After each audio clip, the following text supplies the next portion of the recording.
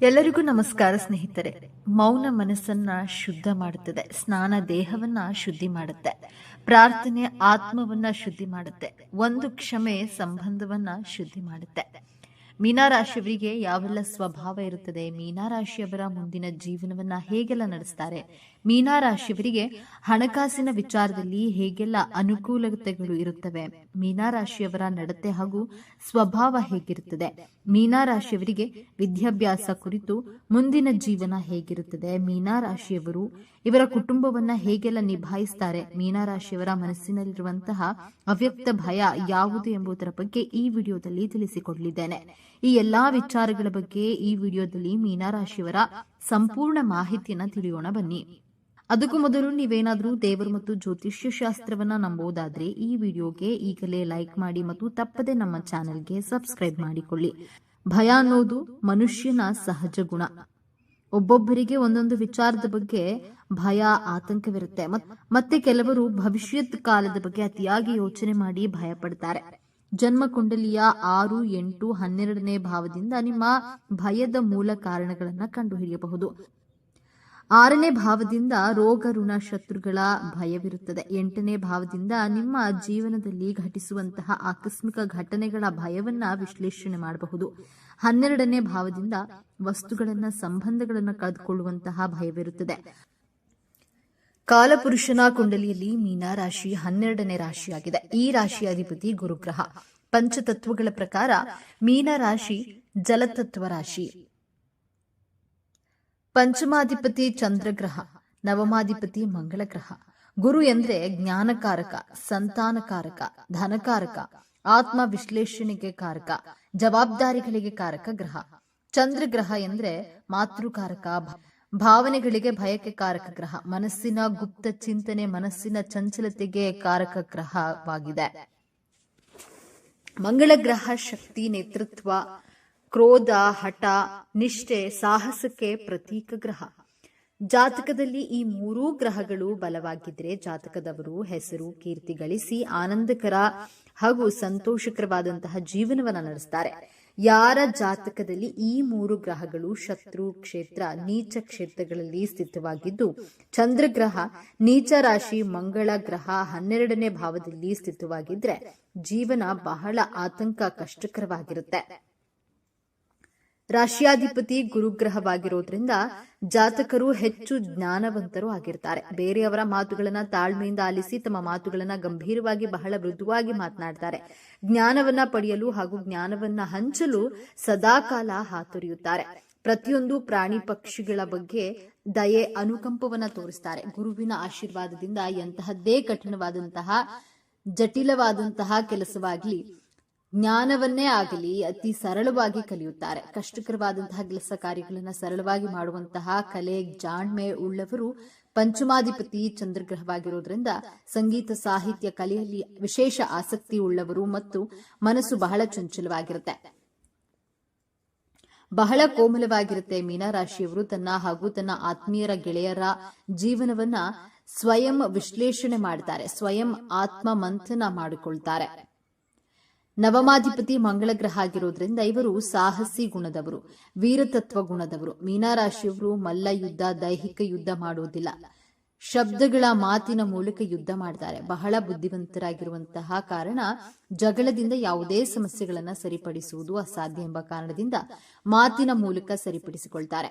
ಮಾತನ್ನ ತನ್ನ ಅಸ್ತ್ರವನ್ನಾಗಿ ಉಪಯೋಗಿಸಿಕೊಳ್ತಾರೆ. ಯಾವುದೇ ಸಮಸ್ಯೆಗಳನ್ನ ಬಹಳ ಸಂಯಮ, ತಾಳ್ಮೆ, ಸಹನೆಯಿಂದ ಬಗೆಹರಿಸುವಲ್ಲಿ ನಂಬಿಕೆ ಇಟ್ಟಿರ್ತಾರೆ. ಮೀನರಾಶಿಯ ಚಿಹ್ನೆ 2 ಮೀನಗಳು ಒಂದಕ್ಕೊಂದು ಅಂಟಿಕೊಳ್ಳದ ಹಾಗೆ ಚಲಿಸುತ್ತಿರುವಂತಹ ಚಿತ್ರವಾಗಿದೆ.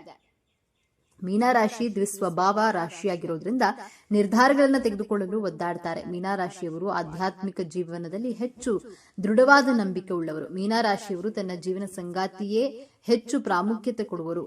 ಕರುಣೆ, ದಯೆ, ಕ್ಷಮಾಗುಣ 12 ರಾಶಿಗಳಿಗೆ ಹೋಲಿಸಿದ್ರೆ ಮೀನರಾಶಿಯವರಲ್ಲಿ ಹೆಚ್ಚಾಗಿ ಕಾಣಬಹುದು. ಜಲತತ್ವ ರಾಶಿಯಾಗಿರೋದ್ರಿಂದ ಹೊಂದಿಕೊಳ್ಳುವಂತಹ ಸ್ವಭಾವ ನೀರಿನಷ್ಟೇ ಸರಳ, ಶುದ್ಧವಾಗಿರುತ್ತದೆ. ಇವರು ವಿಚಾರ, ಮಾತನಾಡುವಂತಹ ರೀತಿ, ಯೋಚಿಸುವಂತಹ ರೀತಿ, ಇವರ ಕಾರ್ಯವೈಖರಿ, ಇವರು ನೋಡುವಂತಹ ನೋಟಗಳಲ್ಲಿ ವಿಶ್ಲೇಷಣೆ, ಸರಳತೆಯನ್ನು ಕಾಣಬಹುದು. ಎಷ್ಟೇ ಕ್ಲಿಷ್ಟಕರವಾದಂತಹ ಕೆಲಸವನ್ನ ಕೊಟ್ಟರು ಕ್ಷಣ ಮಾತ್ರದಲ್ಲಿಯೇ ಅತಿ ಸುಲಭವಾಗಿ ಮಾಡಿ ಮುಗಿಸ್ತಾರೆ. ನೀರಿನ ವೇಗಕ್ಕೆ ದೊಡ್ಡ ದೊಡ್ಡ ಪ್ರಾಣಿಗಳು ವಸ್ತುಗಳು ಮುಳುಗಿ ಹೋದ್ರೂ ಮೀನು ಮಾತ್ರ ಬಹಳ ಸರಳವಾಗಿ ಈಜುವಂತಹ ರೀತಿ ಇವರ ವ್ಯಕ್ತಿತ್ವ ಇರುತ್ತೆ. ಮೀನರಾಶಿಯವರ ಗುಣವೆಂದ್ರೆ ಯಾರನ್ನಾದ್ರೂ ಬಹಳ ಬೇಗ ನಂಬಿಡ್ತೀರಾ. ದೇವರನ್ನ ನಂಬುವಷ್ಟೇ ಮನುಷ್ಯರನ್ನ ನಂಬಿ ಮೋಸ ಹೋಗ್ತಾರೆ. ಇವರ ಸಂಬಂಧಗಳಿಗೆ ವಿಶ್ವಾಸ ದ್ರೋಹವಾದಾಗ ಮೌನಕ್ಕೆ ಶರಣಾಗ್ತಾರೆ. ಯಾರ ಜೊತೆಗೂ ಸೇರದೆ ತನ್ನಷ್ಟಕ್ಕೆ ಒಂಟಿಯಾಗಿ ಇರುವ ಗುಣ ಈ ಸಮಾಜಕ್ಕೆ ಅಹಂಕಾರಿಯಂತೆ ಕಾಣ್ತಾರೆ. ಈ ಸಮಾಜದವರು ಮೀನರಾಶಿಯವರನ್ನ ಮಾನಸಿಕವಾಗಿ ಶೋಷಣೆ ಮಾಡ್ತಾರೆ. ನೀವು ನಿಮ್ಮ ಜೀವನ ಸಂಗಾತಿ ಆತ್ಮೀಯರ ಬಗ್ಗೆ ಹೆಚ್ಚು ಚಿಂತೆ ಕಾಳಜಿಯನ್ನು ವಹಿಸ್ತೀರಾ. ತುಂಬಾ ಪ್ರೊಟೆಕ್ಟಿವ್ ಆಗಿರ್ತೀರಾ. ನಿಮ್ಮ ಮನಸ್ಸಿನಲ್ಲಿರುವ ಕಷ್ಟವನ್ನ ಯಾರಿಗೂ ಹೇಳದೆ ಹೋರಾಟ ಮಾಡುವುದೇ ಇವರ ಮನಸ್ಸಿನ ಭಯಕ್ಕೆ ಮೂಲ ಕಾರಣವಾಗಿದೆ. ನಿರಂತರ ಪ್ರಯತ್ನ ಮಾಡುತ್ತಾ ನಾನು ಈ ಪ್ರಯತ್ನದಲ್ಲಿ ಸೋತು ಹೋದ್ರೆ ನನ್ನ ಜೀವನ ಸಂಗಾತಿಯ ಮೇಲೆ, ನನ್ನ ಕುಟುಂಬದವರ ಮೇಲೆ ಯಾವ ಕೆಟ್ಟ ಪ್ರಭಾವವೂ ಬೀರಬಾರದು, ಅವರ ಗೌರವಕ್ಕೆ ಧಕ್ಕೆ ಬಾರಬಾರದು, ನನ್ನ ಜೀವನ ಸಂಗಾತಿ ನನ್ನಿಂದ ಯಾವತ್ತಿಗೂ ದೂರವಾಗಬಾರದು ಎಂಬ ಅವ್ಯಕ್ತ ಭಯವಿರುತ್ತದೆ. ಮೀನರಾಶಿ ಮೋಕ್ಷ ರಾಶಿಯಾಗಿದೆ. ಪ್ರೀತಿ, ಕ್ಷಮೆ, ಕರುಣೆಯ ಪ್ರತೀಕ ರಾಶಿ. ಈ ಮೂರೂ ಗುಣಗಳು ದೇವರಲ್ಲಿಯೂ ಇದೆ. ಬಲವಾದ ಕಾರಣಕ್ಕೆ ನೀವು ಈ ಭೂಮಿ ಮೇಲೆ ಜನಿಸಿರ್ತೀರಾ. ಭಯವನ್ನ ಬಿಡಿ. ನಿಮ್ಮ ಜೀವನದಲ್ಲಿ ನಿಮಗೆ ದ್ರೋಹ ಮಾಡಿದಂತಹ ವ್ಯಕ್ತಿಗಳಿಗೆ ನಿಮ್ಮ ಜೊತೆ ಇರಲು ಯೋಗ್ಯತೆ ಇರದ ಕಾರಣ ದೇವರು ನಿಮ್ಮ ಜೀವನದಿಂದ ಆ ವ್ಯಕ್ತಿಯನ್ನ ದೂರ ಮಾಡಿರ್ತಾರೆ. ಜನರನ್ನ ನಂಬುವ ಬದಲು ಪರಮಾತ್ಮನನ್ನ ನಂಬಿ ಧೈರ್ಯವಾಗಿ ಜೀವನ ಸಾಗಿಸಿ. ಈ ಮೀನರಾಶಿಯವರು ಬೇಗ ಈಸಿಯಾಗಿ ಎಲ್ಲರನ್ನ ನಂಬಿಡ್ತೀರಾ. ಹಾಗೆಯೇ ನಂಬಿ ಅಷ್ಟೇ ಬೇಗ ಮೋಸ ಹೋಗ್ತಾರೆ. ಇವರು ಈಸಿಯಾಗಿ ಪ್ರತಿಯೊಬ್ಬರನ್ನು ಇವರೆಲ್ಲರೂ ನಮ್ಮವರೇ, ಎಲ್ಲರೂ ನನ್ನವರೇ ಎಂದು ತುಂಬಾನೇ ಪ್ರೀತಿಯಿಂದ ನಂಬಿಡ್ತಾರೆ. ಆದ್ರೆ ಈ ರೀತಿಯಾಗಿ ನಂಬೋದ್ರಿಂದ ಇವರ ಜೀವನದಲ್ಲಿ ಇವರಿಗೆ ನಂಬಿಕೆ ದ್ರೋಹ ಅನ್ನೋದನ್ನ ಇವರ ಜೊತೆಯಲ್ಲಿ ಇದ್ದವರೇ ಮಾಡ್ತಾರೆ. ಅವ್ರು ಯಾರಾದ್ರೂ ಸರಿ ಅಥವಾ ಇವರಿಗೆ ಯಾರೇ ಸಿಗಲಿ ಅವರನ್ನ ನಂಬಿಡ್ತಾರೆ. ಮೀನರಾಶಿಯವರು ಯಾರನ್ನಾದ್ರೂ ಏನಾದ್ರೂ ಚೆನ್ನಾಗಿ ಮಾತನಾಡಿಸಿದ್ರೆ ಸಾಕು, ಅವರನ್ನ ವೇಗವಾಗಿ ನಂಬಿಡ್ತೀರಾ. ಹಾಗೆಯೇ ನಂಬಿಸಿದ ವ್ಯಕ್ತಿ ಇವರಿಗೆ ನಂಬಿಕೆ ದ್ರೋಹ, ಮೋಸ, ವಂಚನೆ ಎಲ್ಲವನ್ನ ಸಹ ಮಾಡಿ ಹೊರಟು ಹೋಗ್ತಾರೆ. ಈ ಮೀನರಾಶಿಯವರು ನಿಮ್ಮ ಸ್ನೇಹಿತರ ಜೊತೆಗೆ ಸುತ್ತಾಡೋದನ್ನ ಜಾಸ್ತಿ ಮಾಡ್ತಾರೆ. ಅಂದ್ರೆ ನಿನ್ನ ಕಾಲಿನಲ್ಲಿ ಚಕ್ರ ಏನಾದ್ರೂ ಇದೆಯಾ ಎಂದು ಕೇಳ್ತಾರಲ್ಲ, ಆ ರೀತಿಯಾಗಿ ಸುತ್ತುತ್ತಾರೆ. ಮೀನರಾಶಿಯವರು ಮೊದಲೇ ಓಡಾಟ ಮಾಡೋದು ತುಂಬಾ ಜಾಸ್ತಿ ಇರೋದ್ರಿಂದ ಇವರ ಫ್ರೆಂಡ್ಸ್ ಯಾರಾದ್ರೂ ಸ್ವಲ್ಪ ಮಾತನಾಡಿದ್ರೆ ಸಾಕು, ಯಾರಾದ್ರೂ ಜೊತೆಯಲ್ಲಿ ಫ್ರೆಂಡ್ಸ್ ಅಂದ್ರೆ ಸಾಕು, ಅವರು ಎಲ್ಲಿಯಾದ್ರೂ ಹೋಗೋಣವೆಂದ್ರೆ ಸಾಕು, ಇವರು ಆಗೋದಿಲ್ಲ ಎನ್ನುವ ಪ್ರಶ್ನೆಯೇ ಇಲ್ಲ. ಆ ರೀತಿಯಾಗಿ ಮೀನರಾಶಿಯವರು ಓಡಾಟ ಅನ್ನೋದನ್ನ ಜಾಸ್ತಿ ಮಾಡ್ತಾರೆ. ಅವರ ಕೆಲಸಗಳನ್ನ ಬಿಟ್ಟು ಫ್ರೆಂಡ್ಸ್ಗಳ ಜೊತೆ ಜಾಸ್ತಿ ಸುತ್ತಾಡೋದು ಮಾಡ್ತಾರೆ. ಅಷ್ಟು ಹೃದಯವಂತರು ಮೀನರಾಶಿಯವರು. ಇವರ ಕುಟುಂಬದವರಿಗೆ ಅಥವಾ ಯಾರಾದ್ರೂ ಪರಿಚಯ ಆದ್ರೆ ಅವರನ್ನ ನಂಬಿ ಬಿಡ್ತಾರೆ.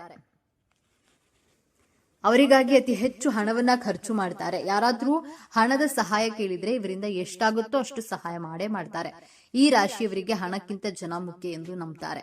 ಮೀನರಾಶಿಯವರು ಹೆಚ್ಚು ಓಡಾಡ್ತಾರೆ ಅಂದ್ರೆ ಖರ್ಚು ಸಹ ಜಾಸ್ತಿಯೇ ಇರುತ್ತೆ ಅಲ್ವಾ. ಹಾಗಾಗಿ ಮೀನರಾಶಿಯವರು ತಮ್ಮ ಖರ್ಚುಗಳ ಬಗ್ಗೆ ಸ್ವಲ್ಪ ನಿಯಂತ್ರಣ ಅನ್ನೋದನ್ನ ಇಟ್ಕೊಳ್ಬೇಕು. ಈ ಮೀನರಾಶಿಯವರು ಜೀವನದಲ್ಲಿ ಸಾಧನೆ ಮಾಡಲೇಬೇಕೆಂದು ಹೋರಾಟ ಮಾಡೋದೇ ಜಾಸ್ತಿ. ಇವರು ಓಡಾಡ್ತಾರೆ ಅಂದ್ರೆ ಇವರು ಸುಮ್ಮನೆ ಖಾಲಿ ಪೋಲಿ ಬಿದ್ದು ಓಡಾಡಲ್ಲ. ಇವರು ತಮ್ಮ ಜೀವನದಲ್ಲಿ ಏನಾದ್ರೂ ಸಾಧನೆ ಮಾಡಲೇಬೇಕು ಎನ್ನುವ ಗುರಿಯನ್ನ ಇಟ್ಕೊಂಡಿರ್ತಾರೆ. ಕಷ್ಟಪಟ್ಟು ದುಡಿಬೇಕು ಎನ್ನುವ ಆಲೋಚನೆ ಇಟ್ಟು ಒಂದು ಸ್ಥಳದಿಂದ ಇನ್ನೊಂದು ಸ್ಥಳಕ್ಕೆ ಹೋಗಿ ಕಷ್ಟಪಟ್ಟು ದುಡಿಯುವ ಮಾರ್ಗವನ್ನ ನೋಡಿಕೊಂಡು ಈ ಮೀನರಾಶಿಯವರು ತುಂಬಾನೇ ಓಡಾಡುವುದು ಮಾಡ್ತಾರೆ. ಹಾಗಾಗಿ ಇವರ ಜೀವನದಲ್ಲಿ ಸಕ್ಸಸ್ ಅನ್ನೋದನ್ನ ಬಹುಬೇಗ ಕಾಣ್ತಾರೆ ಎಂದೇ ಹೇಳಬಹುದು. ಒಟ್ಟಿನಲ್ಲಿ ಮೀನರಾಶಿಯವರು ತುಂಬಾ ಓಡಾಡ್ತಾರೆ, ಕಷ್ಟಪಟ್ಟು ದುಡಿತಾರೆ, ದುಡಿದ ಹಣವನ್ನ ಸ್ವಲ್ಪ ಸಹಾಯ ಮಾಡ್ತಾರೆ, ಉಳಿದ ಹಣವನ್ನ ಕುಟುಂಬಕ್ಕಾಗಿ ಮೀಸಲಿಡ್ತಾರೆ, ಎಲ್ಲಾ ರೀತಿಯ ಆನಂದವನ್ನ ಅನುಭವಿಸ್ತಾರೆ. ನಿಜಕ್ಕೂ ನೀವು ಅದೃಷ್ಟವಂತರು ಅಂತಾನೆ ಹೇಳಬಹುದು ಅಂತ ಹೇಳ್ತಾ ಇವತ್ತಿನ ವಿಡಿಯೋವನ್ನ ಮುಗಿಸ್ತಾ ಇದ್ದೇನೆ. ಈ ವಿಚಾರಗಳು ನಿಮಗೆ ಇಷ್ಟ ಆಗಿದೆ ಅಂತ ಭಾವಿಸ್ತಾ ಇದ್ದೇನೆ. ಇಷ್ಟ ಆಗಿದ್ರೆ ನಮ್ಮ ಚಾನೆಲ್ನ ತಪ್ಪದೆ ಸಬ್ಸ್ಕ್ರೈಬ್ ಮಾಡಿಕೊಳ್ಳಿ. ಈ ವಿಡಿಯೋಗೆ ಒಂದು ಲೈಕ್ ಕೊಡೋದನ್ನ ಮರಿಬೇಡಿ. ಈ ವಿಡಿಯೋವನ್ನ ನಿಮ್ಮ ಫ್ರೆಂಡ್ಸ್ ಅಂಡ್ ಫ್ಯಾಮಿಲಿ ಗ್ರೂಪ್ಸ್ ನಲ್ಲಿ ಹೆಚ್ಚು ಶೇರ್ ಮಾಡಿ. ನಿಮ್ಮ ಅಭಿಪ್ರಾಯವನ್ನ ತಪ್ಪದೆ ಕಾಮೆಂಟ್ ಮಾಡಿ. Thank you.